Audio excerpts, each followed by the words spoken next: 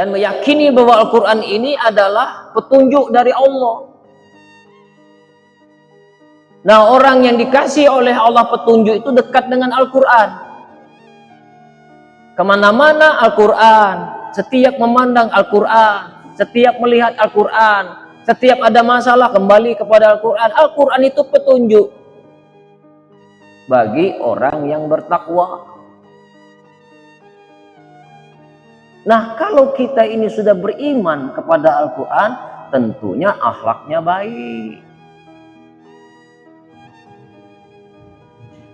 Karena dia meyakini kalau dia beriman kepada Al-Quran, apa yang dia lakukan, semuanya pasti ada balasan. Jadi iman itu tidak harus disebut orang yang bertakwa. Nah, kalau kita ini sudah beriman kepada Al-Quran, tentunya akhlaknya baik. Karena dia meyakini kalau dia beriman kepada Al-Quran, apa yang dia lakukan, semuanya pasti ada balasan. Jadi iman itu tidak harus disebut orang yang bertakwa. Nah, kalau kita ini sudah beriman kepada Al-Quran, tentunya akhlaknya baik.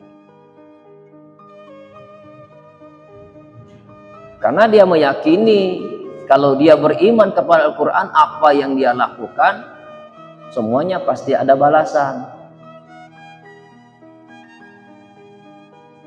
Jadi iman itu tidak harus disebut. Beriman dulu nih. Sudah yakin bahwa Al-Quran ini adalah pedoman kita, tidak cukup cuman beriman saja, maka kita disuruh tilawatuhu, disuruh membaca. Iqra, disuruh baca. Untuk apa membaca itu? Supaya matamu akrab dengan Al-Quran. Mata kalau sudah akrab dengan Al-Quran, tidak mau lagi dia melihat sesuatu yang diharamkan. Disuruh baca, Iqra. Artinya apa Iqra? Disuruh belajar. Apa tuh maksud belajar itu?